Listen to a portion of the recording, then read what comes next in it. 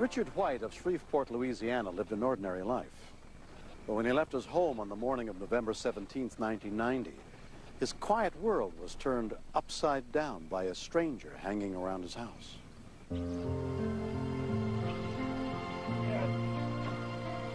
Saturday morning, I was leaving to go to a little town called Homer to work on a church window. Heard a loud rustle in the tree, which I just thought was just a big squirrel. And when I looked up, I saw this raccoon.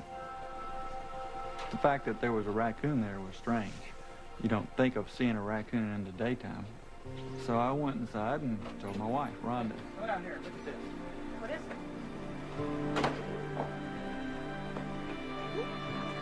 it? She looked like she was kind of fighting. I could hear the scratching of the claws and kind of a growling type sound. Her head was completely inside the limb. When we saw it dangling with all four legs in the air, we knew it was stuck. Fire department? Yes. I was wondering if y'all could help y'all help raccoons? Do we help raccoons? Yeah, there's a raccoon. No, you They told me that I should call animal control. They gave me the number and I called animal control. But animal control had no equipment to get that high up in a tree, so Rhonda called back 911. Animal control won't do it either. They won't go up in a tree. Y'all won't do this? No, ma'am. The policy for animal rescue is usually if it endangers the life of a fireman or if you think they're going to fall out of the tree or anything like that, you usually don't send. Rhonda then called her father, Ted Griffin. We had an emergency going there. I had to get gone. When Rhonda calls, Daddy has to go. Meanwhile, Richard and Rhonda's neighbor, Reggie Hargrove, was on his way out to play golf. Hey, Reggie! He said, "You won't believe it." I said, "What?" He said, "I'm not going to tell you. You just have to come and look." Naturally curious, I went and looked, and there is, I think we call him Rocky, hanging, and it was an absolutely pitiful sight. Well, that little son of a gun's going to strangle up there like that. Did you call 911? No, I don't want. They're going to get up in the tree 35 or 30, 40 feet and shimmy out on this limb, and I just said, well, this is ridiculous. Let me go make a phone call here.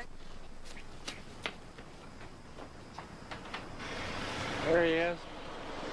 Within 10 minutes, Rhonda's father, Ted, a retired landscaper, arrived with his ladder, rope, and chainsaw. You believe this?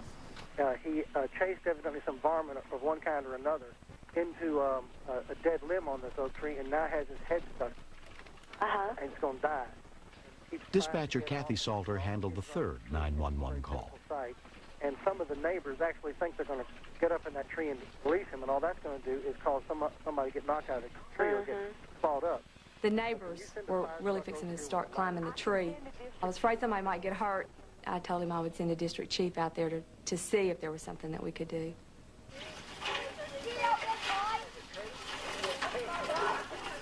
By then, some of the kids had seen it, and they were coming out there to watch Rocky.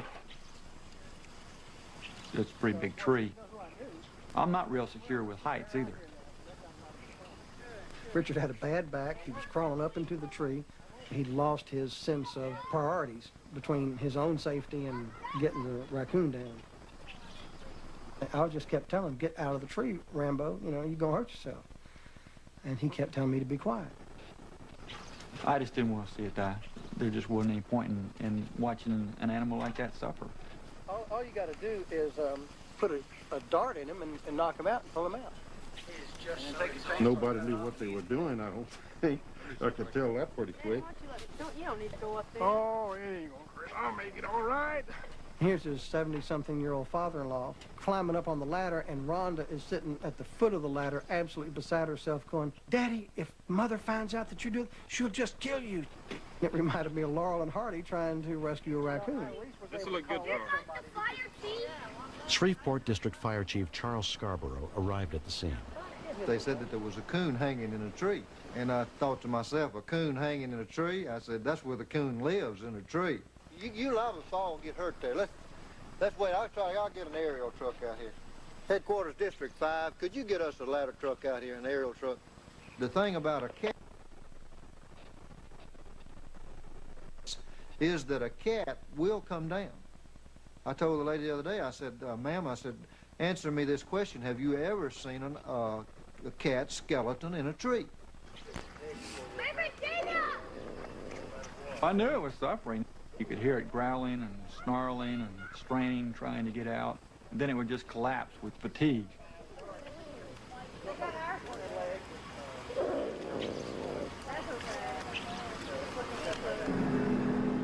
Sure enough, about that time the fire truck came down. We realized we were outnumbered, so we just come back down the ladder and let the firemen have it. A raccoon is a very dangerous animal, especially one that's cornered. I have seen a cornered raccoon tear into a human being. They go straight for the face and do some damage.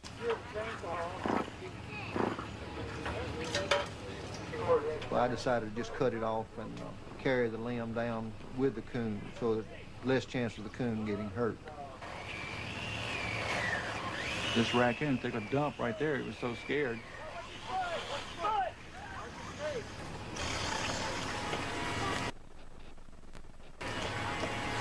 He's mad, though. He's scared. He's not happy with it. So scared he gets shit.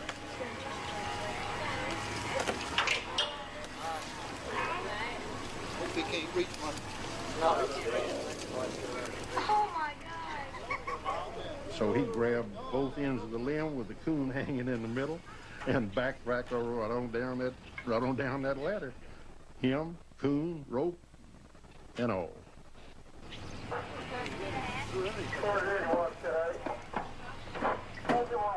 All right, some of y'all want to get down and grab this? Can y'all get it from down there? After we got him down, the coon did show signs of being extremely weak.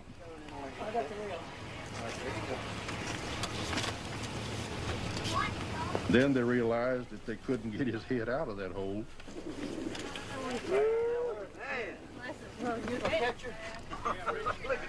I just imagine he was wondering what in this world is going on out there. We were going to have to open the log up in order to get the coon's head out. We decided to split the log like you would split a piece of firewood, which was the best way to do it. There you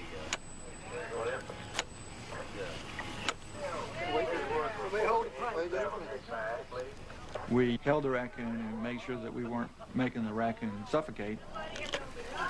Come in quiet, get it on. Oh, man.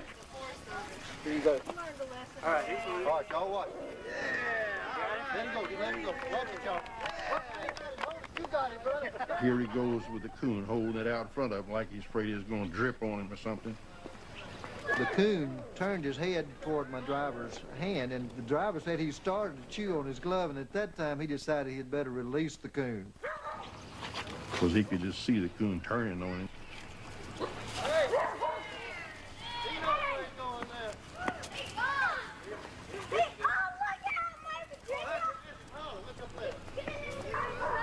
He got my yard and he climbed up the tree and went back to his mom and dad. I do feel that animals are a real important part of our lives. We do have a responsibility to at least take care of what we come across in life. If we're led to an animal or an animal's led to us that needs our help, I think it's our responsibility to help them. It was probably the most exciting thing that happened here in Shreveport for the entire month.